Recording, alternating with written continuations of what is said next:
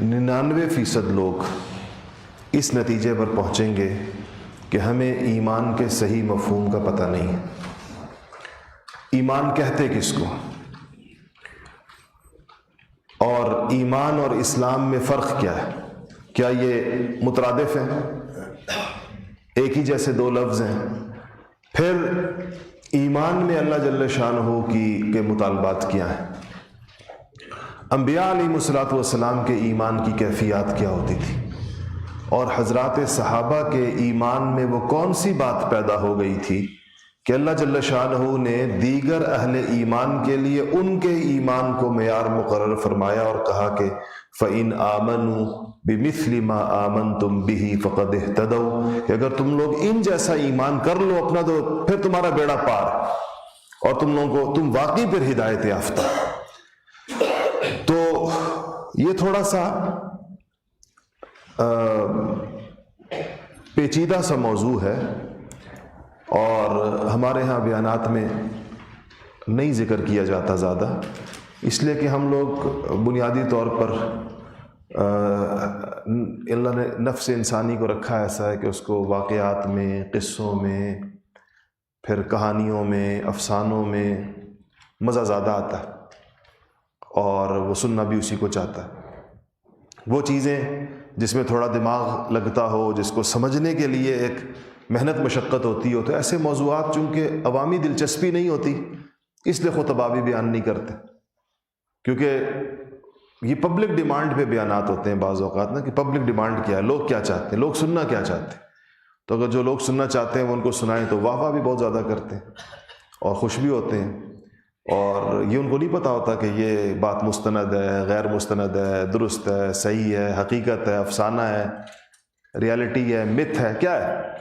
بس کہتے ہیں اچھی لگی، کانوں کو اچھی لگی، دل کو اچھی لگی، پہلے سے بعض موجود تصورات کی اس سے بڑی تصدیق ہوئی تو اور بھی انسان کو لطف آتا ہے۔ لیکن اصل انسان کے جو اسلام میں آنے کے بعد ہر وہ بندہ جس کو دیکھیں، آپ سارے لوگ تقریباً یہاں وہ بیٹھے ہیں کہ جن کو اللہ جل شانہ نے پیدائشی طور پر ایمان کی نعمت سے سرفراز کیا۔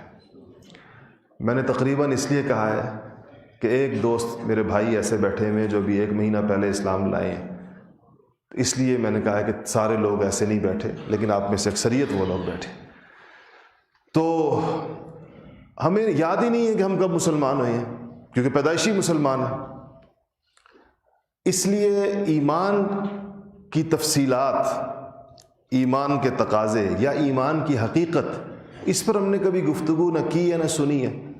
ہم میں سے کسی کے والدین نے ہمیں بیٹھ کر ایمان نہیں سکھایا، اسلام سکھایا، ہمیں یاد ہی نہیں۔ آپ میں سے کون کہہ سکتا ہے، مجھے یاد نہیں ہے تو آپ کو بھی یاد نہیں ہوگا کہ ہمیں کلمہ کس نے پہلی دفعہ پڑھایا ہے۔ ظاہر ہے والدین نے پڑھایا ہوگا، لیکن ہمیں یاد تو نہیں ہے، اور ہم نے پڑھ لیا۔ پھر ہمیں پتہ چلا، جب ہم تھوڑے بڑے ہوئے، پتہ چلا کہ ہم مسلمان ہیں۔ پھر ہم مسلمانوں کی اللہ نے فضل کیا کہ معاشرت میں رہتے تھے تو مزید اسلام۔ لیکن سچی بات یہ ہے کہ ہم نے ایمان سیکھا نہیں ہے، وقت نہیں دیا اس کو۔ ہم میں سے کون کہہ سکتا ہے کہ میں نے ایمان سیکھا ہے، باقاعدہ اس کے تقاضے سیکھیں۔ اور حضرات صحابہ رضوان اللہ تعالی علیہم اجمعین کی زندگیوں میں نبی کریم صلی اللہ علیہ وسلم کی جو سب سے بڑی محنت تھی وہ ایمان کی تھی۔ سوال و جواب بھی ان کے ساتھ اس طریقے کے ساتھ ہوتا تھا۔ آج حدیث آپ پڑھیں گے، حضور نے صحابی سے پوچھا کیا حال ہے تمہارا؟ انہوں نے کہا اللہ کا شکر ہے، پکا مومن، پکا مومن۔ حضور نے کہا کہ ہر قول کی ایک حقیقت ہوتی ہے، تمہارے اس قول کی حقیقت کیا ہے؟ تمہیں اپنے پکے ایمان کا پتہ کیسے چلتا ہے؟ تو انہوں نے جو جواب دیا وہ میں آپ کو بتاتا ہوں، اور اگر وہ جو کیفیت انہوں نے بیان کی وہ پکے ایمان کی دلیل تھی، تو کیا وہ کیفیت ہماری ہے؟ تو اگر نہیں ہے تو اس کا واضح مطلب ہے کہ ہم پکے مومن نہیں ہیں، اور اگر ہم پکے مومن نہیں ہیں تو ہم سے پھر مطالبہ کیا ہے دین کے معاملات کے اندر؟ تو باقی ساری چیزیں تو بہت بعد میں آتی ہیں، سب سے پہلے تو ایمان کی فکر ہے، کیونکہ دنیا سے جو چیز لے کر جانی ہے وہ تو ایمان ہے۔ قبر میں جو کام آنی ہے، آخرت میں جو کام آنی ہے تو ایمان ہے۔ پھر اس کی ایک بنیادی ایمان تو یاد رکھیے گا کہ لا الہ الا اللہ محمد الرسول اللہ پڑھنے سے سب کو حاصل ہو جاتا ہے، وہ ہے، اس کا انکار نہیں ہے، لیکن وہ آغاز ہے، وہ نقطہ آغاز ہے اس کے بعد یہ سفر شروع ہوتا ہے ایمان کا، اور یہ سفر شروع ہوتے ہوتے ہوتے ہوتے اتنے اس میں درجات ہیں، اتنے اس کے اندر کیفیات ہیں، اور اتنی اس کے اندر بڑھوتری ہے کہ اس کی کوئی انتہا نہیں ہے۔ پھر انتہا اس لیے نہیں ہے کہ وہ اس کا تعلق ہے اللہ کی ذات کے ساتھ اور اللہ تعالیٰ کی صفات کے ساتھ، چونکہ ذات الہی محدود نہیں ہے اور صفات الہیہ محدود نہیں ہے، اس لیے کیفیات ایمان کی بھی کوئی حد نہیں ہے۔ علماء نے لکھا ہے کہ حضرات انبیاء کے ایمان میں بھی اضافہ ہوتا رہتا ہے اور مستقل ہوتا رہتا ہے، حتیٰ کہ مرنے کے بعد بھی انسان کی کیفیات میں اضافہ ہوتا رہتا ہے، ایمان بڑھوتری اس کی ہوتی رہتی ہے، وہ لامحدود ہے، انتہا اس کی کوئی نہیں ہے۔ لیکن انسان اس کے کسی سفر پر تو ہو نا، سفر کی رفتار مختلف ہو سکتی ہے، لیکن انسان اس کا سفر کسی نہ کسی درجے میں تو کر رہا ہو۔ اس پر یہ آج جو میں نے روایات آپ کے لیے اکٹھی کی ہیں، یہ 4 تو میں نے کم رکھی ہیں۔ یہ ہمارے بھائی بیٹھے ہیں، مجھ سے کہہ رہے تھے کہ جی احادیث کم ہونی چاہیے تاکہ ہم ذرا زیادہ اچھے طریقے کے ساتھ اس کو ضبط کر سکیں، تو میں نے کہا ٹھیک ہے 6 کی بجائے 4 کر دیتے ہیں، تو آج اس لیے آپ لوگوں کے لیے صرف 4 روایات لے کر آئے۔ بسم اللہ الرحمن الرحیم۔ عن ابی بکر الصدیق۔ محدثین جب کوئی روایت ابو بکر سے آتی ہے تو جیسے کہنا چاہیے کہ رضی اللہ تعالی عنہ، تو کہنا چاہیے کہ ان کے کان کھڑے ہو جاتے ہیں، کیونکہ بہت تھوڑی سی روایات کی، بہت تھوڑی سی، حالانکہ ہونا یہ چاہیے تھا کہ ابو بکر صدیق سے کوئی 10 لاکھ حدیثیں تو مروی ہوتی کم سے کم، ساری زندگی حضور کے ساتھ گزارتی اور ان چیزوں میں ساتھ شریک رہے جس کو کوئی تیسرا بندہ دیکھنے والا نہیں، لیکن اتنا ڈرتے تھے اس چیز سے، اتنا ڈرتے تھے۔ بعض روایات میں تو آتا ہے کہ خود اپنی حضور کی کچھ باتیں جمع کی تھی، پھر اس کو آخری عمر میں یا کسی عمر کے مرحلے کے اندر اس کو ضائع کر دیا تھا، تو لوگوں نے کہا کہ آپ نے وہ کر دیا، کہا کہ بس مجھے وہ جو حدیث ہے نا کہ حضور نے فرمایا کہ مجھ سے کوئی بات تم ایسی روایت کرے جو میں نے نہ کہی ہو تو وہ پھر اپنا ٹھکانہ جہنم میں بنا لے۔ تو بات کرتے ہوئے انسان کو بعض اوقات کسی ایک حرف کے آگے پیچھے ہونے کا اندیشہ تو ہوتا ہے، ایسے بالکل 100% ہونے پر ہو سکتی ہیں، ہوتی ہیں، محدثین نے اسی پر سارا کام کیا کہ یہ 100% دور کی باتیں، لیکن خود انسان اپنے بارے میں ڈرتا ہے جب اس کے اندر بہت اونچی ایمانی کیفیت ہوتی ہے۔ تو ابو بکر صدیق رضی اللہ تعالیٰ عنہ کو بھی اللہ نے یہ کیفیت عطا فرمائی تھی۔ گنتی کی چند روایات ہیں جو سیدنا ابو بکر صدیق رضی اللہ تعالیٰ عنہ نے روایت فرمائی ہیں اور حدیثوں میں موجود ہیں۔ تو ابو بکر کی روایت، اور موقع بھی محدثین جس طرح ان کی عادت ہے راویوں کی، موقع بھی بیان کرتے ہیں، اور عجیب بات یہ ہے کہ اس کا موقع یہ بیان کیا ہے کہ سیدنا ابوبکر صدیق ممبر پہ کھڑے ہوئے بیان کرنے کے لیے، یہ اس بات کو کرنے کے لیے، تو اس کو فرمایا کہ حضور کی وفات ہو چکی تھی اور اس کو سال گزر چکا تھا، تو کہا کہ قام رسول اللہ صلی اللہ علیہ وسلم عام الاول علی المنبر، کہا کہ 1 سال پہلے رسول اللہ صلی اللہ علیہ وسلم ممبر کے اوپر کھڑے ہوئے تھے۔ تو ظاہر بات ہے کہ جب حضور کی یاد آئی ابو بکر صدیق کو اور وہ موقع یاد آیا تو جو ان کی محبت کا تقاضا تھا وہ بے اختیار ہوا، ثم بکا، اور رو پڑے ابو بکر صدیق۔ اس بات کو یاد کر رہے کہ گزشتہ سال نبی کریم صلی اللہ علیہ وسلم ہمارے درمیان موجود تھے اور آپ نے یہ بات ارشاد، فقال، آپ نے فرمایا کہ اسأل اللہ العفو والعافیہ، کہ اللہ جل شانہ سے ایک تو عفو مانگو اور ایک عافیت مانگو۔ عفو کہتے ہیں معافی کو، عفو درگزر اردو میں بھی استعمال ہوتا ہے، کہ ایک تو اللہ جل شانہ سے معافی کا سوال بہت زیادہ کرو، والعافیہ، اور اللہ تعالیٰ سے عافیت مانگو۔ ابھی ہمارا آج کا عنوان نہ عفو ہے نہ عافیت ہے، اس سے اگلی بات جس میں آپ نے کہا کہ فَإِنَّ أَحَدًا، حضور نے فرمایا ان جب عربی میں آتا ہے تو یہ اگلی بات کی تاکید کے لیے آتا ہے کہ بات تو یہی ہے اصل میں۔ اس کے علماء اس کا بعض اوقات ترجمہ کرتے ہیں کہ تحقیق، بعض علماء اس کا ترجمہ کرتے ہیں کہ بے شک، بلا شبہ، ان یہ لفظ پہلے آتا ہے جب کسی بھی جملے سے پہلے۔ فَإِنَّ أَحَدًا لَمْ يُعْطَ بَعْدَ الْيَقِينِ خَيْرًا مِّنَ الْعَافِيَةِ، حضور نے فرمایا کہ یقین کی نعمت کے بعد، یقین کی دولت کے بعد کسی کو اگر کوئی دوسری نعمت ملی ہے تو وہ عافیت ہے۔ اس سے پتہ چلا کہ پہلی نعمت جو ہے وہ یقین ہے، کیونکہ آپ نے فرمایا کہ یقین کے بعد اب جو سب سے بڑی کسی پر نعمت ہو سکتی ہے، اللہ تعالیٰ کا انعام ہو سکتا ہے، اللہ تعالیٰ کا احسان ہے کسی کے اوپر، تو وہ یہ کہ اللہ تعالیٰ نے اس کو عافیت میں رکھا ہے۔ اس حدیث کو محدثین عافیت کے باب میں بھی ذکر کریں گے کیونکہ ان میں عافیت ہے، ایمان یقین کے باب میں بھی کیونکہ عافیت سے پہلے یقین کو بڑی نعمت قرار دیا گیا، اور عفو کے باب میں بھی کیونکہ عفو کا ذکر 3 اس کے ابواب بنتے ہیں۔ یہاں چونکہ آج ہم ایمان اور یقین پر بات کر رہے ہیں، اس لیے اس حدیث شریف سے آپ کو یہ پتہ چلا کہ سب سے بڑی دولت اور نعمت جو ہے وہ یقین ہے، اور یقین ایمان ہی کی ایک کیفیت ہے، اور وہ ایمان کی کس قسم کی کیفیت ہے اس پر خود نبی کریم صلی اللہ علیہ وسلم کی کیفیت اور حضرات صحابہ کی کیفیت، اس پر احادیث آگے آ رہی ہیں۔ اگلی حدیث شریف دیکھیں، عن عمرو بن شعیب عن ابیہ عن جدہ ان النبی صلی اللہ علیہ وسلم قال اول صلاح هذه الامة بالیقین والزہد واول فسادها بالبخل والامل، کہ نبی کریم صلی اللہ علیہ وسلم نے فرمایا کہ اس امت میں جو اصلاح ہوئی آغاز میں، یعنی اصلاح کا وہ عمل جس کے نتیجے میں ابو بکر و عمر جیسے لوگ تیار ہوئے، اس محنت کی بنیاد یقین اور زہد پر تھی۔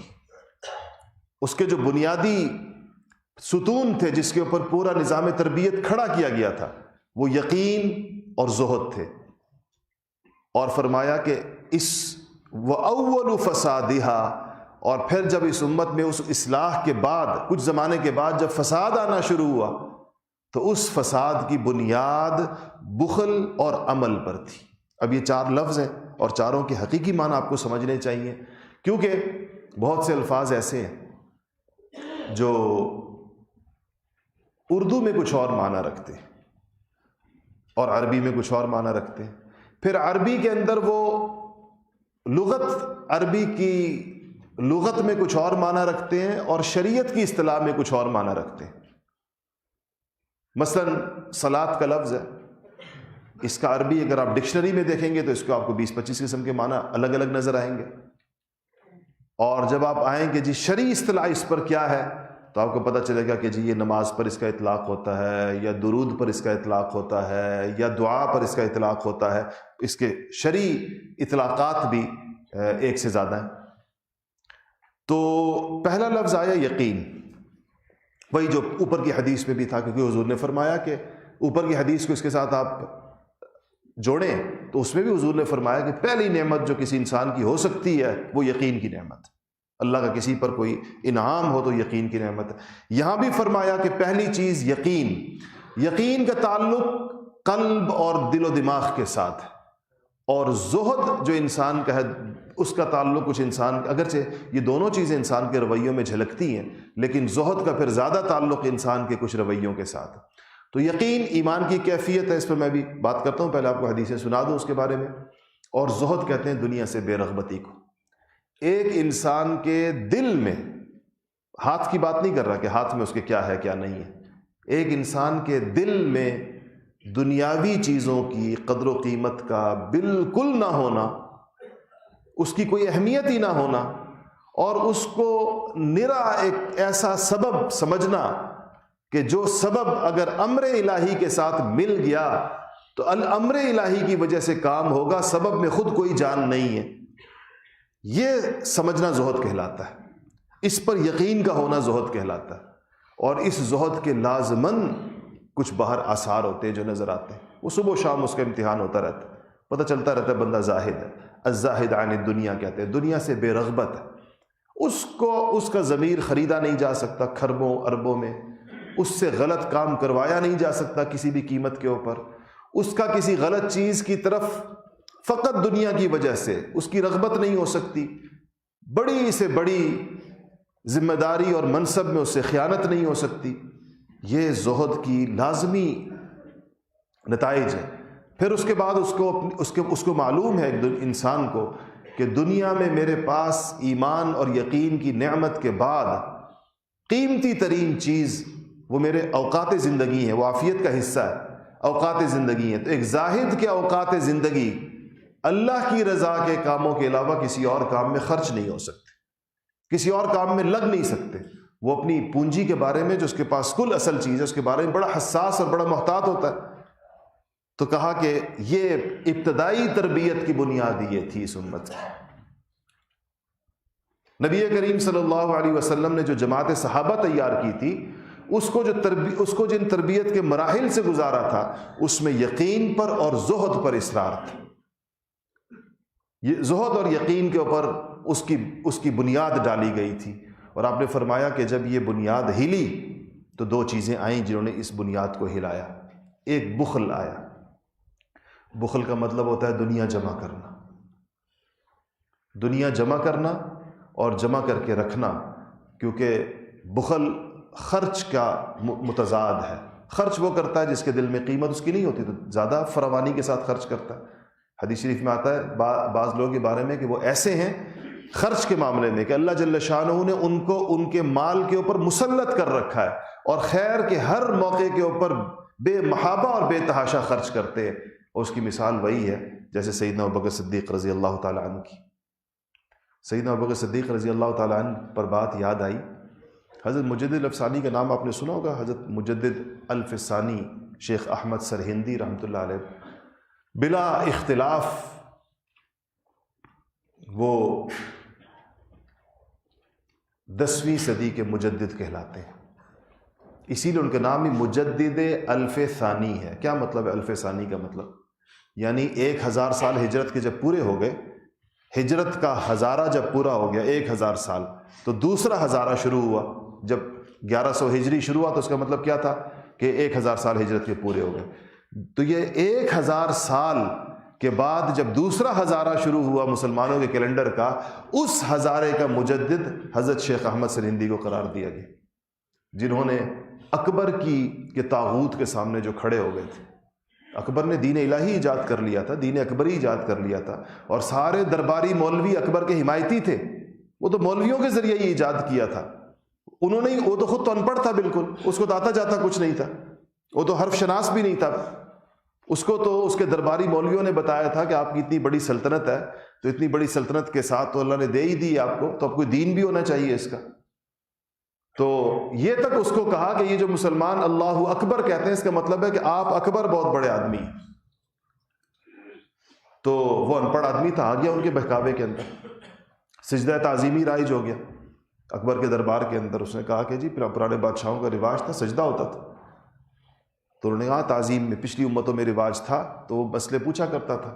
وہ 2 بھائی تھے، ملا فضل اور فیضی، اور ایک ان کا باپ تھا. ان 3 کا سب سے بڑا ہاتھ تھا اکبر کو خراب کرنے کے اندر. قابل ایسے تھے کہ ان کی قابلیت کا کوئی مقابل ہی نہیں تھا ان کے زمانے میں. ان میں سے ایک نے قرآن کی بغیر نقطوں والی تفسیر لکھی ہے سواطع الالہام کے نام سے، کہ پوری عربی میں تفسیر ہے قرآن کی اور کوئی ایسا حرف استعمال نہیں کیا جس پہ نقطہ لگا ہوا. جیسے بے پر نقطہ ہے، جیم پہ نقطہ ہے، ثا پر نقطہ ہے، خا پر نقطہ ہے، اور غائن پر نقطہ ہے. تو اس کو کہتے ہیں بے نقط. وہ حروف استعمال کا، آپ اس کا نام دیکھیں نا، سواطع الالہام، کوئی نقطہ نہیں. تو ایک اتنا قابل تھا ان بھائیوں میں سے، دونوں میں سے. اور ایک ایسا تھا، ان کے بارے میں ایک لطیفہ مشہور ہے. کہتے ہیں کہ ان میں سے ایک کو، ملا فضل اور فیضی میں سے، مجھے بھول گیا ان میں سے کس کو، لیکن دونوں میں سے ایک تھا، اس کو ایک دفعہ بھی کوئی چیز سننے سے زبانی یاد ہو جاتی تھی. ایک دفعہ سنتا تھا، اور دوسرے کو 2 دفعہ سننے سے یاد ہو جاتی تھی، دونوں بھائیوں میں. تو کہتے ہیں جب کوئی شاعر آتا تھا نا، بادشاہ کے دربار میں قصیدہ پیش کرتا تھا، تو جیسے ہی وہ قصیدہ، لمبے قصیدے ہوتے تھے، 300 اشعار سنائے، 400 اشعار سنائے، تو ایک بھائی کہتا تھا بادشاہ سے، بادشاہ کو دیکھتا بادشاہ خوش ہو گیا، زبردست قصیدہ پیش ہوا. تو ایک بھائی دعویٰ کرتا تھا یہ اشعار تو میرے ہیں، یہ دیکھیں اس جھوٹے آدمی کو میرے شعر لا کر بادشاہ کو پیش کر رہا ہے. بادشاہ کہ تمہارے کیسے؟ کہتے میں سنا دیتا ہوں. تو اس کو تو ویسے بھی ایک دفعہ سن کر یاد ہو جاتا تھا. تو وہ 400 اشعار سنا دے. بادشاہ کہتے یہ تو یاد نہیں ہو سکتا کسی کو اس طرح 400. کہتے 400 اشعار سنا دیتا. پھر کہتا بادشاہ سلامت، یہ میرے ہونے کی دوسری دلیل یہ ہے کہ میرے بھائی کو بھی یاد ہے، میں نے اس کو پہلے سنایا تھا. کہتا بادشاہ کہ اس کو 2 دفعہ سن لیے بھائی نے، ایک دفعہ شاعر سے، ایک دفعہ اپنے بھائی سے، تو اس کو بھی یاد ہو جاتا تھا. تو کہتے بھائی صاحب سنا دے. بھائی صاحب بھی سنا دیتے 400 اشعار. تو وہ شاعر بیچارہ جو ہے وہ جوتے کھاتا تھا، اور یہ دونوں بھائی انعام پاتے تھے اس کے اوپر. تو ایک شاعر آیا تھا بہت چالاک قسم کا، اس نے پتہ چلا کہ ہر شاعر جوتے کھا کے جا رہا ہے، دربار سے رسوا ہو کر جا رہا ہے بادشاہ. تو اس نے کہا کہ میں ان کا علاج کرتا ہوں. اس نے جا کر آدھا قصیدہ پڑھا تو بادشاہ نے خوب تعریف و تحسین کی. تو اس نے کہا کہ جی یہ شعر بھی شاید ہو سکتا ہے کہ ملا فضل صاحب کے ہی ہوں. تو ملا فضل نے کہا ہاں یہ بھی میرے ہی ہیں. تو ان کا پھر آگے سے آپ سنائیں. اب جہاں تک میں نے سنا دیا ہے نا 200 شعر میں نے سنا دی ہیں، اس میں 200 شعر باقی ہیں، باقی اگلے 200 آپ سنائیں. اور اسی وزن اور اسی بہار اور اسی مضمون کو قائم رکھتے ہوئے. تو کہتے ہیں کہ اس وقت یہ پکڑے گئے تھے. مشہور ہے، پتہ نہیں اب یہ بادشاہوں کی حکایتیں بھی کوئی حدیث کی سندوں کی طرح تو ہوتی نہیں ہے کہ بندہ کہے کہ بڑی مستند ہوتی ہیں، وہ کتابوں میں لکھی ہوتی ہیں. ہم بھی آپ کو لطیفے کے طور پر سناتے ہیں، ایسا کہ آپ سمجھیں کہ بہت بڑی مستند بات سنائیے. اچھا جی، تو حضرت مجدد الافسانی رحمۃ اللہ علیہ نے لکھا ہے. اب حضرت مجدد کے مکتوبات ہیں، ان کے مکتوبات مجدد الافسانی کہتے ہیں. 3 جلدوں میں ہیں اور علم اور معرفت کا ایک بحر زخار ہے. فارسی میں ہے، ترجمہ ہوا ہے اردو کے اندر. بے شمار علماء نے تراجم کیے ہیں، اس کی شروحات لکھی گئی ہیں ان مکتوبات کی. انہوں نے ایک عجیب بات لکھی ہے. عجیب اس طرح کہ جو بات پہلی دفعہ کسی کے ہاں نظر آئے تو وہ عجیب لگتی ہے کہ اس سے پہلے پیچھے کہیں نظر نہیں آئی. انہوں نے لکھا کہ سیدنا ابوبکر صدیق رضی اللہ تعالی عنہ کی جو وجہ فضیلت ہے وہ ان کے مناقب کی کثرت نہیں ہے کہ ان کے مناقب میں کوئی بہت زیادہ چیزیں آئی ہیں. مناقب تو تمام صحابہ کے آئیں. انہوں نے 4-5 چیزیں لکھی ہیں. ان کا ایک تو بکر صدیق رضی اللہ تعالی عنہ کی ان کے الفاظ جو ہیں کہ ایک سبقیت ایمان ہے، یعنی ہر ایمان کا جو موقع آیا، ایک تو پہلا ایمان لا الہ الا اللہ محمد رسول اللہ، اس میں پہلے آئے، پہلے نمبر پہ تھے. اس کے بعد بھی جب ایمان اور یقین کے وہ مواقع آئے جس میں رسول اللہ کی بات کے اوپر یقین کرنا ضروری تھا، تو سب سے پہلے ابوبکر صدیق رضی اللہ تعالیٰ عنہ کہتے تھے کہ رسول اللہ نے صحیح کہا، رسول اللہ نے صحیح کہا. اور یہ کیفیت ان کی وہاں تک پہنچ گئی تھی کہ آپ کو یاد ہو میں نے آپ کو حدیث سنائی تھی کہ نبی کریم صلی اللہ علیہ وسلم نے صحابہ کو، ایک واقعہ لمبا ہے اس کی طرف نہیں جا رہا، کہ کہا کہ جانور نے یہ بولا. تو کسی نے جو تشریف فرماتے حضرات ان کا رسول اللہ جانور بھی بولتے ہیں کیا؟ تو حضور نے کہا کہ ہاں میں یقین رکھتا ہوں، بکر بھی یقین رکھتا ہے، عمر بھی یقین. دونوں موجود نہیں تھے مجلس میں، کہ یہ دونوں بھی یقین رکھتے ہیں اس بات کہ وہ جانور بولتے. تو ایک تو کہا سبقیت ایمان ہے، ایک کہا کہ دین کے ہر کام میں اقدمیت، آگے بڑھنا. جیسے ہی کوئی تقاضا حضور نے پیش کیا تو پہلی آواز جو اٹھا کرتی تھی سیدنا ابوبکر صدیق رضی اللہ تعالیٰ عنہ کی تھی. اس میں ان سے آگے ہونے کی کسی کو موقع نہیں ملتا تھا عام طور پر. صحابہ اس پر ان کی، اور وہ ہوتا بھی ایسے تھا. مثلا دیکھیں نا وہی جو تبوک کا موقع ہے، حضور نے کہا بھائی لے آؤ اپنے گھروں میں جو کچھ تم لوگ دے سکتے ہو اللہ کے رستے میں.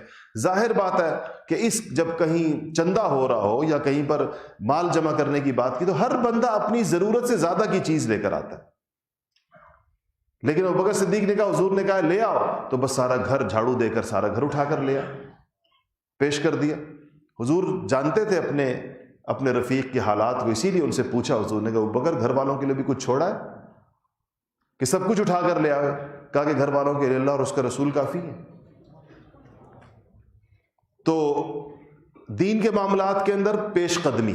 دوسری چیز جس کے اندر انفاق اموال بھی آتا ہے. اور تیسری چیز جو انہوں نے کہا ہے کہ بذل نفس میں اولیت. یہ الفاظ ہیں اصل میں حضرت مجھے الفسانی کے. کہا کہ جانی معاملہ، اپنے نفس کو دین کے کاموں کے اوپر قربان کرنے کے اندر سب سے پہلے آگے ہونا، کہ میں استعمال ہو جاؤں دین کے کام کے لیے. اس میں بغیر جس طرح حضور کی پکار پر یا دین کے تقاضے پر کسی بھی آدمی کو سوچنے سمجھنے کے لیے جتنا وقت لگتا تھا، سیدنا ابوبکر صدیق رضی اللہ تعالیٰ عنہ کو اس فیصلہ کرنے میں سب سے زیادہ تیزی دکھاتے تھے تو ابوبکر صدیق رضی اللہ تعالیٰ عنہ دکھاتے تھے. تو نبی کریم صلی اللہ علیہ وسلم نے کہا کہ جو فساد آیا تو ایک تو بخل سے آیا کہ لوگوں نے خدا کے راستے کے اندر یا دین کے تقاضوں کے اوپر خرچ کرنے کی بجائے مال کو جمع کرنے کا مزاج بنایا، جمع کرنا. اور دوسرا آیا عمل کے ساتھ. عمل کہتے ہیں امیدیں اور آرزوؤں کو. یہ جو ہم لمبی لمبی انویسٹمنٹس کرتے ہیں کس کے لیے کرتے ہیں؟ ہمیں اسے ہر ایک کو پتا ہے کہ اس کی ضروریات کتنی محدود ہیں، اس کو کیا چاہیے اس دنیا سے. اپنی ایک دن کی ضروریات کا اندازہ لگائیں کہ آپ کا دن بھر میں اپنی ذات اور اپنے بیوی بچوں پر جو ضروری خرچ ہوتا ہے وہ کتنا ہوتا ہے. ایک اعتدال والا، یہ نہیں کہ آپ کہیں کہ اس میں دنیا جہان کے تعیشات کو آپ ڈال دیں، اعتدال والا ایک اسلامی زندگی کے اندر تو اس سے آپ کو اندازہ ہوتا ہے کہ آپ کی ضرورت اتنی ہے. اس کے بعد اتنی لمبی لمبی اربوں کھربوں، اس سے بھی آگے، اس سے بھی آگے، اس سے بھی آگے، جس کی کوئی حد ہی نہیں. یہ عمل کہلاتا ہے، طول عمل. یہ انسانوں میں جتنا بڑھتا جاتا ہے ان کے پھر ظاہر بات ہے کہ تمام تر صلاحیت اس میں خرچ ہوتی رہتی ہے. تو یہ دو چیزیں آج بھی اگر آپ دیکھیں گے، یہ دو چیزیں ہمارے اندر جمع کرنے کا مسئلہ ہمارا ہے. بخل بالکل ہے. ہم سب جتنے یہاں بیٹھے ہیں مجھ سمیت، ہم جمع کو پسند کرتے ہیں بنسبت خرچ کے. جمع کو پہلے رکھتے ہیں، خرچ کو بعد میں رکھتے ہیں. جمع پہلے نمبر پر ہے، خرچ دوسرے نمبر پر ہے. صحابہ کی ترتیب بالکل الٹی تھی، جمع کی نوبت ہی نہیں آتی تھی. ہم عائشہ رضی اللہ تعالی عنہ کے پاس سیدنا امیر معاویہ رضی اللہ تعالی عنہ نے سونے کے سکوں کی بوری بھر کے بھیجی. تو لونڈی سے کہا کہ تقسیم کرنا شروع کرو. تو کہتے ہیں کہ جھاڑ آخر کے اندر اس نے جھاڑ کے دکھائی اماں کو کہ 1 دینار بھی نہیں بچا اسی دن. اس دن بھی شام کا وقت آیا، روزہ تھا اما عائشہ کا. تو لونڈی سے کہا کہ کچھ افطار کے لیے ہے.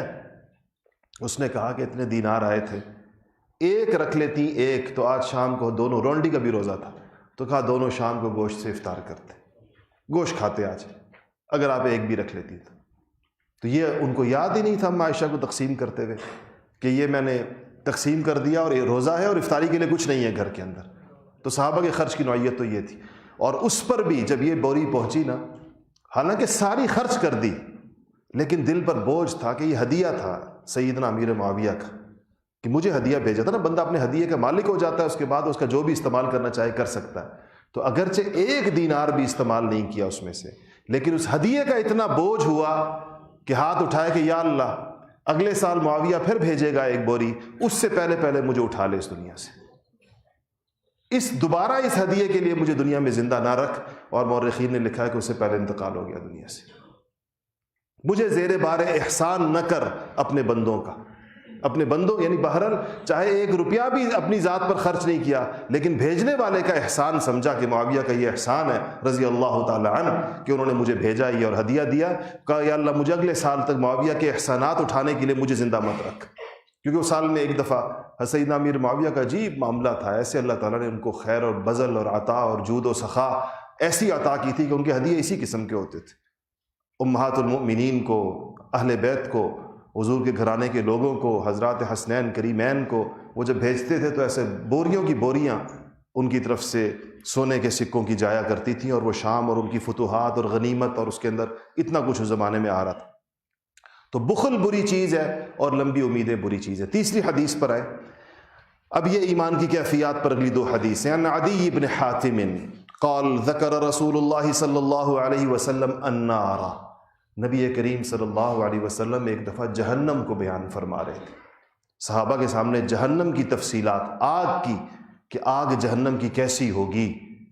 تو فأعرض وأشاح ثم قال اتقوا النار ثم أعرض وأشاح حتى ظننا أنه كأنما ينظر إليها وفي رواية فتعوذ منها وأشاح بوجهه 3 مرات ثم قال اتقوا النار ولو بشق تمرة. کیا کہتے ہیں صحابی؟ فرماتے ہیں کہ نبی کریم صلی اللہ علیہ وسلم دوزخ کا بیان کر رہے تھے، دوزخ کی تفصیلات کو بیان فرما رہے تھے. اور دوزخ بیان کرتے ہوئے ہمیں ایسے لگا دیکھنے والوں کو کہ جیسے اچانک دوزخ اپنی پوری عذاب اور کیفیات کے ساتھ حضور اکرم صلی اللہ علیہ وسلم کے سامنے آ گئی ہے. اور سامنے آنے کی وجہ سے، کسی ناپسندیدہ چیز کو دیکھنے کی وجہ سے، ایک انسان جس طرح ایک جھٹکے کے ساتھ اپنے سر کو اس سے ہٹاتا ہے، رسول اللہ نے اس طرح اپنے سر کو ہٹایا جیسے جہنم کے منظر سے اپنے آپ کو ہٹا رہے ہیں. اور حضور کی یہ کیفیت صحابہ کہتے ہیں کہ ہم نے عین دیکھی اس وقت کے اندر، کہ حالانکہ بیان ہو رہا ہے جہنم کا، لیکن جہنم اپنی تمام تر عذابوں کے ساتھ جیسے رسول اللہ کی آنکھوں کے سامنے آ گئی اور آپ کو اس کو دیکھنے کا تحمل نہیں ہو رہا. تو آپ نے ایک جھٹکا دیا اپنے سر کو اور اس طرف سے اپنے، اب اس کو کہتے ہیں، یہ جو لفظ حدیث شریف کے اندر آیا کہ فَأَعْرَضَ وَأَشَاحَ، کہ آپ نے پھر اس سے سر دوسری طرف کیا، رخ انور پھیر لیا اور پھر آپ دیکھ رہے تھے. اور ایک روایت جو بریکٹ کے اندر لکھا ہے اس میں آتا ہے کہ آپ نے کہا کہ جیسے ہی آپ نے جہنم کو بیان کیا تو پھر بے ساختہ 3 دفعہ کہا کہ یا اللہ جہنم سے پناہ عطا فرما، یا اللہ جہنم، لیکن یہ کہنا ایسا تھا جیسے دیکھ کر کہا جاتا ہے، یہ دیکھنے کی بات اصل ہے۔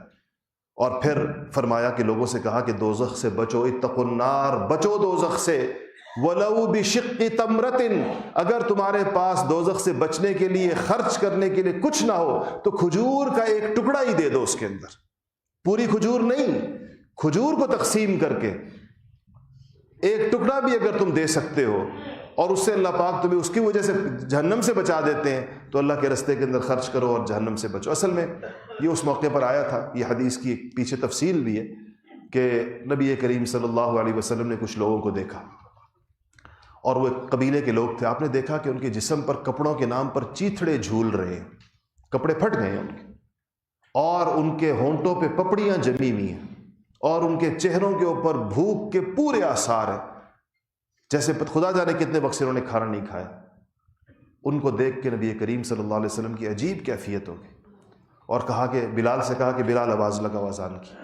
وقت داخل ہو گیا ہوگا اس نماز کا، اس زمانے میں کوئی نمازوں کے متعین اوقات تو ہوتے نہیں تھے، کہا اذان دو، بلال سے کہا۔ بلال کہتے ہیں آئے، ہم نے اذان دی، صحابہ جمع ہو گئے مسجد، اقامت ہوئی، حضور نے نماز پڑھائی، اور نماز پڑھانے کے بعد حضور کھڑے ہوئے اور لوگوں کو ترغیب دی کہ یہ لوگ ہیں، دیکھو ان کے کپڑے پھٹ گئے ہیں، ان کی ہونٹوں پر پیاس ہے، ان کے جسموں میں بھوک نظر آ رہی ہے۔ تو فرمانے لگے کہ صحابہ مسجدوں سے گھروں کو دوڑے، اور کپڑے جو جس کے گھر میں تھا، کپڑے اور کھانے پینے کا سامان، ایک طرف کپڑے جمع کر رہے ہیں مسجد نبوی میں، اور دوسری طرف کھانے پینے کا۔ راوی کہتے ہیں ہمارے دیکھتے ہی دیکھتے 2 انبار لگ گئے ان غریب صحابہ کے گھروں سے۔ مسجد نبوی کے گھروں میں فاقہ ہوتا تھا کہ ایک طرف کپڑوں کا ڈھیر لگا ہوا تھا ان کے لیے، اور ایک طرف کھانے پینے کے سامان کا ڈھیر لگا تھا۔ کہا میں نبی کے چہرے کی طرف دیکھا، رسول اللہ کا چہرہ خوشی کے مارے تمتما رہا تھا کہ صحابہ کے ان لوگوں کے اس دکھ کو اور ان کے اس مصیبت کو محسوس کرنے کے اوپر، کہا خوشی کے مارے حضور کا چہرہ سرخ ہو گیا، تمتمانے لگا۔ اس میں آتا ہے کہ ایسے جیسے کہ سورج کی شعائیں حضور کے چہرے سے نکل رہی ہوں۔ اور آپ نے اس موقع پہ کہا لوگوں تم میں سے نہیں، سب کو کہا کہ دیکھو جو لانے والے لے آئے، جس کے پاس کچھ بھی نہیں ہے، کچھ بھی نہیں ہے، ایک کھجور بھی اگر اس کے پاس ہے جو اپنے گھر میں رکھنا چاہتا ہے تو اس کا ایک ٹکڑا ہی دے دو بے شک، تم باقی ٹکڑے گھر میں رکھو۔ یہ بلاغت ہے کہ تم کسی نہ کسی درجے کے اندر اس میں ضرور شریک ہو، یہ نبی کریم۔ تو یہاں پر ایمان کی کیفیت کا بیان ہوا، وہ جہنم کے تذکرے کے وقت رسول اللہ کی کیفیت اور صحابہ کا اس کیفیت کو سمجھنا، یہ تو حضور کی کیفیت تھی۔ صحابی کی کیفیت کیا تھی؟ یہ صحابہ کی کیا کیفیت تھی؟ صحابہ میں سے ایک غیر معروف صحابی کی کیفیت سنیں، یہ معروف آدمی نہیں ہے۔ آپ سوچیں، آپ نے بھی نام شاید پہلی دفعہ سنا ہو، عوف ابن مالک رضی اللہ تعالیٰ عنہ۔ اگر عوف ابن مالک کی یہ کیفیت ہے جس کا نام بھی آپ لوگ نہیں جانتے، تو سوچیں کہ ابوبکر صدیق کی کیا کیفیت ہوگی اور عمر فاروق کی کیا کیفیت ہوگی۔ محمد ابن صالح بیان کرتے ہیں کہ ان رسول اللہ صلی اللہ علیہ وسلم لقی عوف ابن مالک فقال، حضور صلی اللہ علیہ وسلم کی ملاقات ہوئی عوف سے، تو عوف سے پوچھا کہ کیف اصبحت یا عوف ابن مالک، عوف کیا حال ہے؟ ویسے تو اصبحت کا لفظی مطلب ہے تو نے صبح کیسے کی نا، لیکن یہ عربی کا محاورہ ہے، اس کا مطلب یہ نہیں ہوتا، اس کا مطلب ہوتا ہے تیرا کیا حال ہے، کیسے ہو، کیسی گزر رہی ہے؟ تو قال اصبحت مؤمنا حقا، یہ عوف کے الفاظ ہیں، اصبحت مؤمنا حقا، کہا کہ اللہ کے فضل سے پکا سچا مومن ہوں، پکا سچا مومن۔ اب آپ سوچیں، اس کا مطلب یہ ایک اور بات اس سے نکالیں کہ حضور نے حال پوچھا ہے، اور ہمارے ہاں حال کا مطلب کیا سمجھا جاتا ہے؟ صحت کیسی ہے، بچے کیسے ہیں، خود کیسے ہو، گھر بار کیسا ہے، موسم کیسا ہے، ہم تو حال میں یہ چیزیں پوچھتے ہیں۔ حضور نے تو لفظ نہیں پوچھا کہ حال سے کیا مراد ہے، صحابی خود سمجھ کے حضور میرے ایمان کا پوچھ رہے ہیں کہ ایمان کا کیا حال ہے تمہارے، تو کہا کہ اصبحت مؤمنا حقا، یا رسول اللہ خدا کے فضل سے پکا مومن ہوں۔ حضور کا سوال دیکھیں، فقال رسول اللہ صلی اللہ علیہ وسلم ان لکل قول حقیقت، کہا کہ دیکھو ایک زبان کے الفاظ ہیں جو ہم لوگ سارا دن وہی جگالی کرتے ہیں اور اسی پر خوش ہوتے ہیں، ہمارا ایمان صرف لفظی ہے، الفاظ کی حد تک۔ تو کہا تو یہ تو الفاظ ہیں تمہارے کہ تم مومن حق ہو، فما حقیقت ذالک، اس کی حقیقت کیا ہے، یعنی اس دعوے کی دلیل کیا ہے، اس کی کیفیت کیا ہے جس کو تم پکا ایمان سمجھ رہے ہو؟ تو انہوں نے کہا کہ قال یا رسول اللہ. اب جواب سنیں عوف ابن مالک کا، اور اس کو اسی لیے آپ کو میں پرچے دیتا ہوں کہ اس کو گھر جا کر پڑھا کریں، اپنے گھر والوں کو یہ چیزیں جس طرح میں نے کہیں اس طرح سنایا کریں جا کر، تاکہ آپ کے گھروں کے اندر بھی یہ بات پہنچے. قال یا رسول اللہ اطلقت نفسی عن الدنیا. پہلی بات کہا یا رسول اللہ اپنے آپ کو دنیا سے آزاد کر لیا ہے، دنیا کے غموں سے یا دنیا کی پریشانیوں سے یا دنیا کی فکروں سے، ہر وقت کمانے کی فکر سے، جائیدادیں بنانے کی فکر سے، دنیا کے اندر اچھے سے اچھا کھانے پینے پہننے اوڑھنے کی فکر سے، اور زیادہ سے زیادہ مالدار ہونے کی فکر سے، زیادہ سے زیادہ دنیاوی عزتیں حاصل کرنے کی، عہدے حاصل کرنے کی، منصب حاصل کرنے کی، ان ساری فکروں سے میں نے اپنے آپ کو آزاد کر لیا. یہ میرا مسئلہ ہی نہیں رہا ہے کہ مجھے زیادہ مال چاہیے، مجھے زیادہ دنیاوی عزت چاہیے، مجھے زیادہ عہدے چاہیے، مجھے زیادہ کوئی شہرت اور ناموری چاہیے، مجھے کوئی بہت زیادہ لوگوں کے اوپر حکومت چاہیے. یہ میرا مسئلہ نہیں رہا. اطلقت نفسی عن الدنیا، دنیا سے اپنے آپ کو اطلاق کہتے ہیں آزادی کو. اور کیا کیا ہے؟ یہ تو ہے کیفیت. اور کیا کیا ہے؟ فاسہرت لیلی. یا رسول اللہ راتیں جاگتی ہیں میری. اپنی یہ اتنی بڑی بلاغت ہے اس میں نا، اسہرت، یہ نہیں کہا میں جاگتا ہوں. یہ عربی کے عجیب الفاظ ہیں، جس کو عربی کا ذوق ہو وجد آتا ہے ان الفاظ پر. فاسہرت لیلی، راتیں جگا دی یا رسول اللہ میں نے اپنی، یعنی راتیں خدا کی عبادت کے اندر ہے. وَأَظْمَأْتُ هَوَاجِرِي، اور یا رسول اللہ اپنے اعضاء کو پیاسا کر دیا میں نے. عرب کے صحراؤں میں جب روزہ رکھا جاتا تھا تو 55 اور 60 یا 52 اور 58 اور 60 ڈگری سینٹی گریڈ پر بھوک کی بجائے پیاس لگا کرتی تھی. طویل دن ہوتے تھے. آج بھی آپ نے آج تو دنیا دیکھتے ہیں، کویت اس زمانے کے اس کا حصہ ہے. کویت کے صحراؤں میں گرمی کی شدت سے گاڑیوں کی پگھلنے کی تصویریں دیکھی ہیں آپ نے؟ نہیں دیکھی. اس گرمی کے اندر صحابہ نفلی روزے رکھا کرتے تھے. تو کہا کہ وَأَظْمَأْتُ هَوَاجِرِي، یا رسول اللہ اپنے اپنی گرمیوں کی گرم دوپہروں کو میں نے یا رسول اللہ پیاسا کر دیا. پیاس کے عالم میں گرمی کے گرم دوپہر میں گزارتا ہوں. اور اس کا اب نتیجہ کیا ہے؟ ان تین چیزوں کا نتیجہ کیا ہوا کہ جب دنیا سے اپنے آپ کو آزاد کر دیا، راتیں عبادت کے لیے اور دن روزے اور اس کی سختیوں کو سہنے کے لیے، تو کہا کہ اب میرا وَكَأَنِّي أَنظُرُ إِلَىٰ أَهْلِ الْجَنَّةِ يَتَزَاوَرُونَ فِيهَا. اب میری کیفیت یہ ہے رسول اللہ کہ میں جنت والوں کو آپس کے اندر خوش گپیاں کرتے ہوئے دیکھتا ہوں. جنت والوں کو ایک دوسرے سے ملتے جلتے، ہنستے بستے، جنت کی نعمتوں سے لطف اندوز ہوتا ہوا دیکھتا ہوں، آنکھوں سے دنیا میں دیکھتا ہوں. وَكَأَنِّي أَنظُرُ إِلَىٰ أَهْلِ النَّارِ يَتَضَاغُونَ فِيهَا. اور یا رسول اللہ میں جہنمیوں کی چیخ و پکار اپنے کانوں سے سنتا ہوں. جہنمیوں کو جہنم کے عذاب کے نتیجے میں جن چیزوں سے وہ گزر رہے ہیں ان کو سنتا ہوں میں خود یا رسول اللہ. یہ حضور کے سامنے بیان ہو رہا ہے اپنی ایمانی کیفیات. اس کو ایمان کہتے ہیں. تو حضور نے فرمایا فقال رسول اللہ صلی اللہ علیہ وسلم عرفت. حضور نے کہا کہ عوف تو صحیح جگہ پہنچ گیا، تو ٹھیک جگہ پہنچ گیا، تو نے بالکل درست، جس کو کہتے ہیں ہمارے یہاں پشتوں کا ایک محاورہ ہے کہ تم نے ہدف کا بیچ مار دی. کہتے ہیں نخ منز دے وشت، کہ تم نے بالکل درست اپنی ایمانی کیفیات کو تم نے صحیح جگہ کے اوپر لگایا اور درست صحیح پہچان گئے تم ساری بات کو. دوسری روایت کے اندر آتا ہے او لقنتا، کہ اللہ حضور کی عادت تھی صحابہ کو اس بات کی ایک دوسری، اس میں آتا ہے کہ لقنتا، کہ دوسری میں آتا ہے کہ خدا نے تمہیں صحیح تلقین کر دی گئی، تمہیں صحیح رستہ دکھا دیا گیا. اور پھر کہا اس کی تو تائید کی. آگے کے لیے کیا فرمایا؟ فلزم، کہا کہ عوف اب اس کو مضبوط پکڑو. فلزم، اس سے کیا پتہ چلتا ہے کہ کیفیات آنی جانی چیز ہے. یہ ایسی نہیں کہ موت تک یہ رہے گی کیفیت، اگر حفاظت کرو گے تو رہے گی. یہ حضور صحابی کو کہہ رہے ہیں فلزم، اب اس کو لازم پکڑو، خیال کرو اس کا کہ ایسا نہ ہو کہ تمہاری یہ کیفیت نکل جائے، ایسا نہ ہو تم اس کیفیت سے محروم ہو جاؤ. اگر صحابی اپنی کیفیت ایمان سے اس میں کمی آ سکتی ہے تو آپ سوچیں کہ ہمارا اور آپ کا کیا حال ہوگا جنہیں کوئی کیفیت ہے ہی نہیں پہلے سے.